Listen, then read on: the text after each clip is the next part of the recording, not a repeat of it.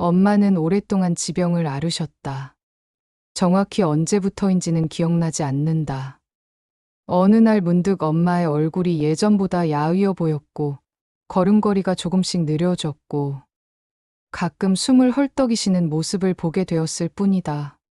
처음에는 단순한 피로라고 생각했다. 집안일에 직장까지 늘 바쁘게 살아오신 엄마였으니까.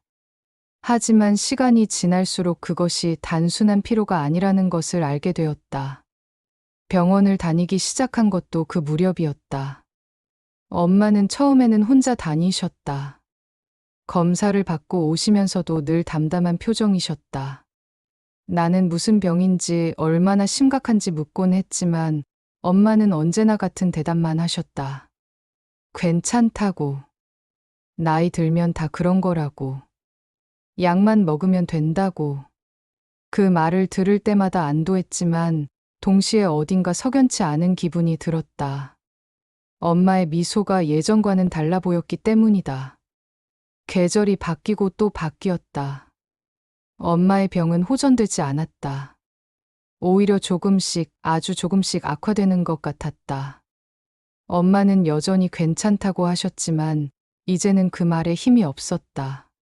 목소리도 예전만큼 단단하지 않았고 웃음소리도 조금씩 작아졌다. 그래도 엄마는 변함없이 집안일을 하시고 내 끼니를 챙기시고 늦게 들어오는 나를 기다리셨다. 어느 날 밤 엄마가 갑자기 쓰러지셨다. 화장실에서 나오시다가 다리에 힘이 풀려 주저앉으신 것이다. 다행히 크게 다치지는 않으셨지만 그때 나는 처음으로 엄마가 정말 아프다는 것을 실감했다. 응급실로 모셔갔을 때 엄마는 의식은 있으셨지만 얼굴이 새하얗게 질려 있었다. 의사는 입원이 필요하다고 했다. 더 정밀한 검사가 필요하다고 했다. 그날 밤 병실에서 엄마와 둘이 있었다. 링거를 맞으시는 엄마의 손은 차갑고 가늘었다. 나는 그제야 엄마가 얼마나 많이 야위셨는지 깨달았다. 언제부터였을까? 내가 언제부터 엄마를 제대로 보지 못했던 걸까? 죄책감이 밀려왔다. 엄마는 여전히 괜찮다고 하셨지만 이번에는 나도 그 말을 믿을 수 없었다. 입원 생활이 시작되었다. 처음 며칠은 괜찮아 보였다. 엄마는 평소와 다름없이 밝으셨고 문병 온 사람들과 이야기도 나누셨다. 나는 조금 안심했다. 입원해서 제대로 치료받으시면 좋아지실 거라고 생각했다. 하지만 일주일, 2주일이 지나면서 엄마의 상태는 계속 제자리였다. 좋아지지도 나빠지지도 않는 애매한 상태가 계속되었다.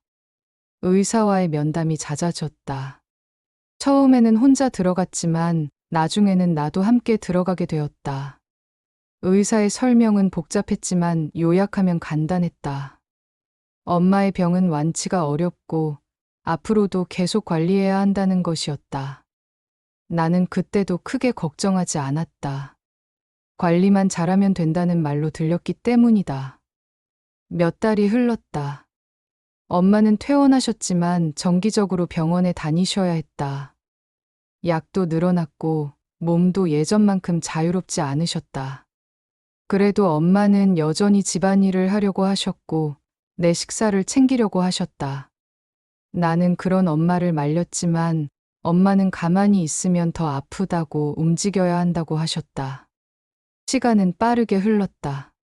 나는 회사 일에 바빴고 엄마는 병원 일에 바쁘셨다. 우리는 각자의 일상을 살아갔다. 가끔 엄마가 컨디션이 안 좋은 날이 있었지만 하루 이틀 쉬시면 다시 괜찮아지셨다. 나는 그런 패턴에 익숙해져 있었다. 엄마도 그런 일상에 익숙해져 계신 것 같았다. 그런데 어느 날부터인가 엄마가 자주 아프기 시작하셨다. 전에는 가끔씩이었는데 이제는 좋은 날보다 안 좋은 날이 더 많아졌다. 식욕도 떨어지셨고 잠도 제대로 주무시지 못하셨다. 그래도 엄마는 여전히 괜찮다고 하셨다. 일시적인 것이라고 곧 좋아질 거라고 하셨다. 병원에서는 입원을 권했지만 엄마는 집에 있겠다고 하셨다. 집이 편하다고, 병원은 답답하다고 하셨다. 나는 엄마의 뜻을 따랐다. 대신 더 자주 집에 들르기로 했다. 일찍 퇴근하고 주말에는 하루 종일 집에 있으려고 노력했다. 하지만 엄마의 상태는 계속 나빠졌다. 걷기가 힘들어지셨고 숨쉬기도 거칠어지셨다. 밤에는 기침을 자주 하셨고 낮에는 대부분 누워 계셨다. 그래도 내가 들어가면 일어나려고 하셨고 뭔가 해주려고 하셨다. 나는 그런 엄마를 보며 마음이 아팠지만 동시에 엄마가 괜찮아지실 거라는 희망을 놓지 않았다. 어느 새벽 갑작스럽게 전화가 왔다. 엄마가 쓰러지셨다는 소식이었다. 나는 급히 집으로 달려갔다. 엄마는 침실 바닥에 쓰러져 계셨고 의식은 있으셨지만 몹시 힘들어하고 계셨다. 119를 불렀고 구급차가 도착하기까지의 시간이 영원처럼 길게 느껴졌다. 응급실에서의 몇 시간은 악몽 같았다. 의료진들이 분주하게 움직였고 각종 검사가 이어졌다. 나는 대기실에서 초조하게 기다렸다. 시계 바늘이 움직이는 소리만 크게 들렸다. 마침내 의사가 나왔을 때 그의 표정에서 좋지 않은 소식을 예감할 수 있었다. 중환자실로 옮겨야 한다는 말을 들었을 때 나는 현실감을 잃었다. 엄마가 중환자실에? 그렇게 심각한 상황인가? 의사는 차분하게 설명했지만 내 귀에는 제대로 들어오지 않았다. 다만 엄마의 상태가 매우 위중하다는 것, 최선을 다하겠다는 것만 기억에 남았다. 중환자실은 조용하고 차갑고 무서운 곳이었다. 각종 의료기기들이 소리를 내며 작동하고 있었고 간병인들이 조용히 움직이고 있었다. 엄마가 누워 계신 침대는 그 모든 것들 사이에 있었다. 산소 마스크를 쓰시고 여러 개의 줄들이 몸에 연결되어 있는 엄마의 모습을 보는 것은 충격적이었다. 면회 시간은 제한되어 있었다. 하루에 몇 번, 각각 짧은 시간 동안만 들어갈 수 있었다. 나는 그 짧은 시간을 기다리며 복도에서 보냈다. 다른 가족들도 마찬가지였다. 모두들 같은 마음이었을 것이다.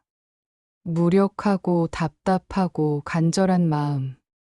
첫 면회 때 엄마는 의식이 없으셨다. 깊게 잠들어 계신 것 같았다.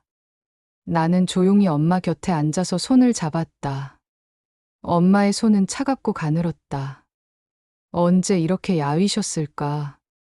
내가 몰랐던 사이에 엄마는 얼마나 아프셨을까? 후회와 죄책감이 밀려왔다. 의사는 며칠이 고비라고 했다. 길어야 며칠이라고 했다. 그 말의 의미를 완전히 이해하는 데는 시간이 걸렸다. 며칠 후면 좋아지신다는 뜻인 줄 알았다.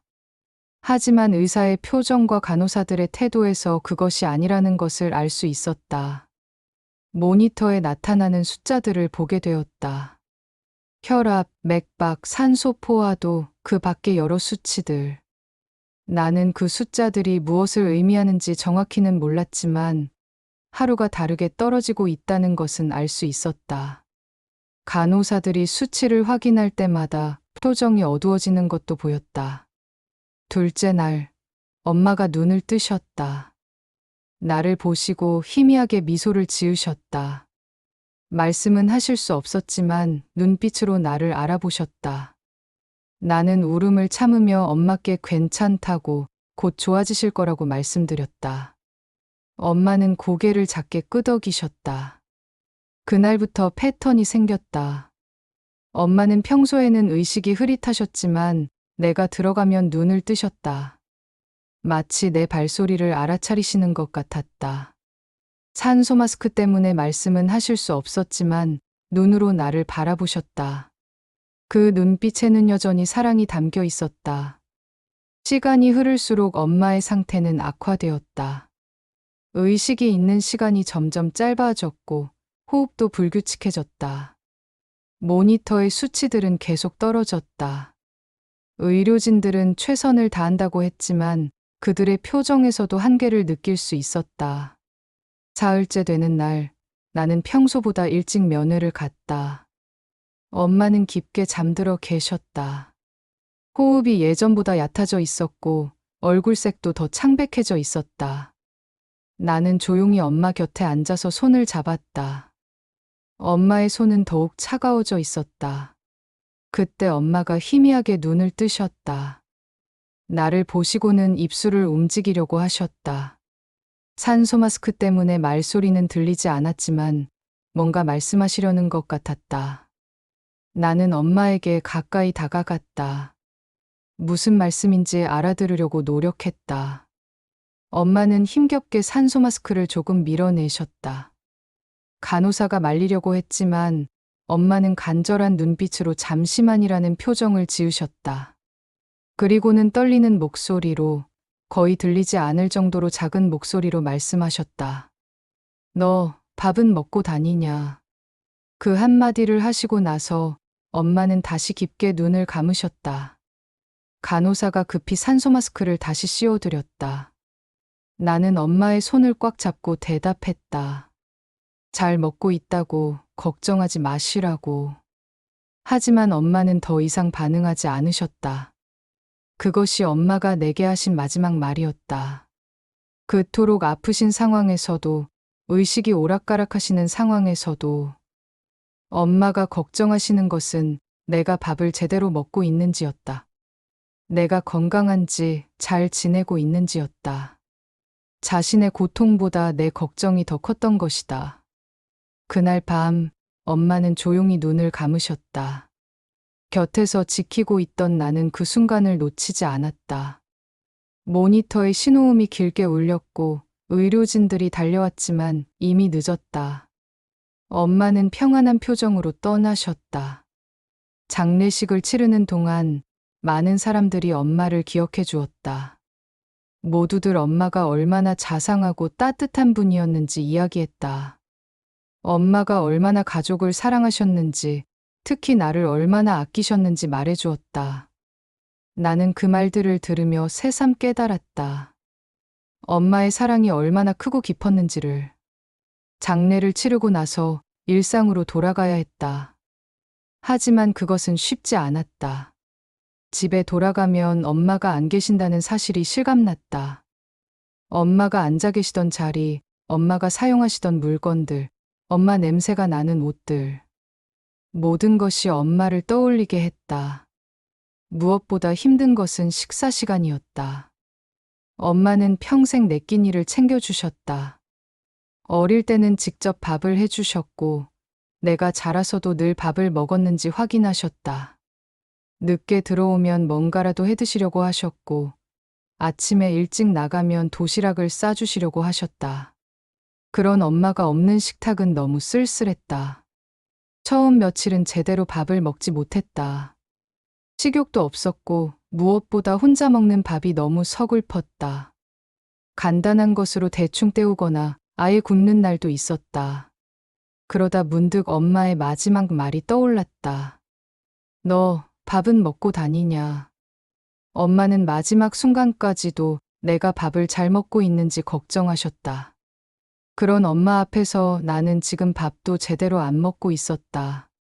이것은 엄마께 죄송한 일이었다. 엄마의 걱정을 헛되게 하는 일이었다. 그날부터 나는 다짐했다. 엄마의 마지막 말을 기억하며 밥을 제대로 먹기로. 한 끼도 거르지 않기로. 그것이 엄마에 대한 최소한의 예의라고 생각했다. 엄마가 그렇게 걱정해 주신 것에 대한 보답이라고 생각했다.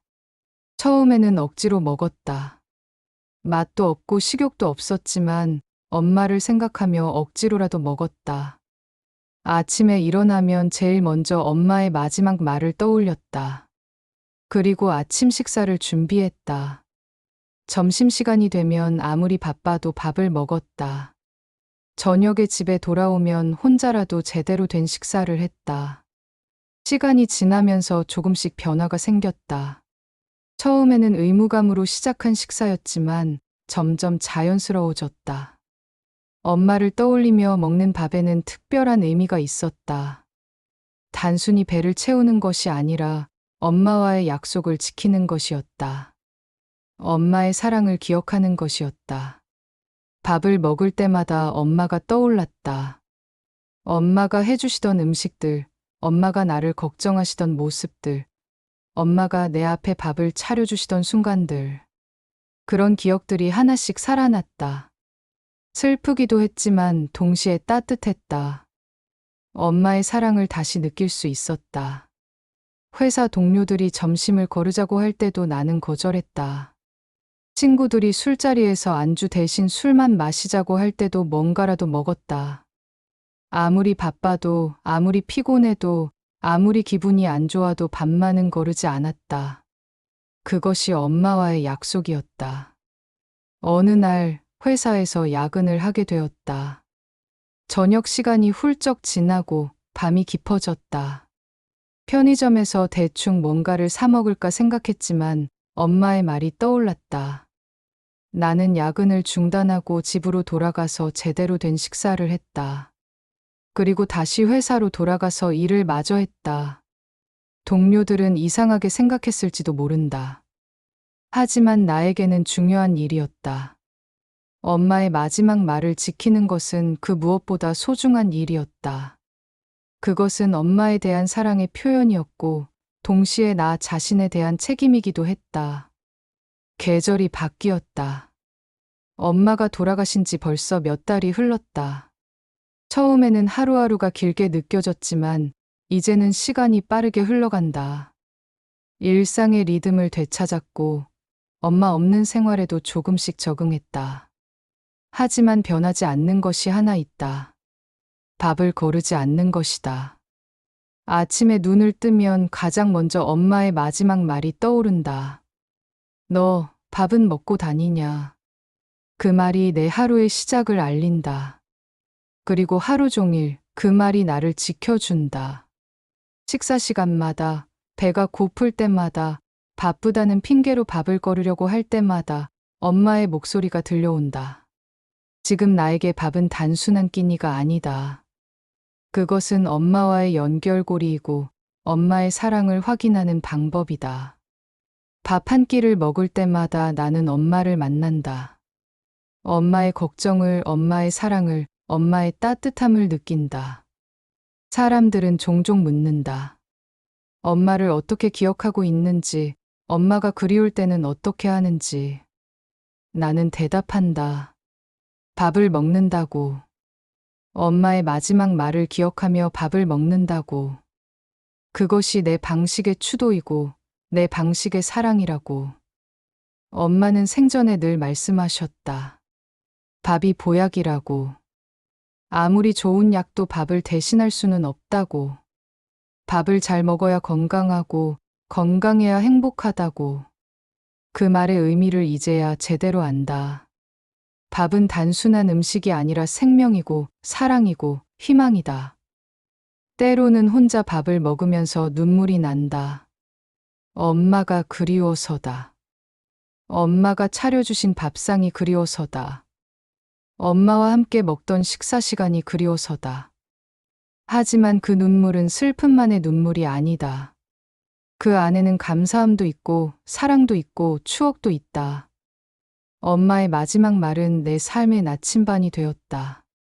어떤 일이 있어도, 어떤 상황이 와도 나는 밥을 거르지 않는다. 그것이 엄마에 대한 약속이고 나 자신에 대한 약속이다. 그것이 엄마가 내게 남겨주신 가장 소중한 유산이다. 지금도 매일 아침 나는 엄마의 목소리를 듣는다. 너 밥은 먹고 다니냐? 그 말이 내 하루를 시작하게 하고 내 하루를 마무리하게 한다. 그것은 엄마의 마지막 말이자 동시에 매일 새롭게 듣는 첫 번째 말이기도 하다. 엄마, 저는 밥 잘 먹고 있어요. 한 끼도 거르지 않고 있어요. 엄마의 그 마지막 걱정 헛되지 않게 하고 있어요. 그리고 밥을 먹을 때마다 엄마를 기억하고 있어요. 엄마의 사랑을 느끼고 있어요. 이것이 제가 엄마께 할 수 있는 가장 좋은 대답인 것 같아요.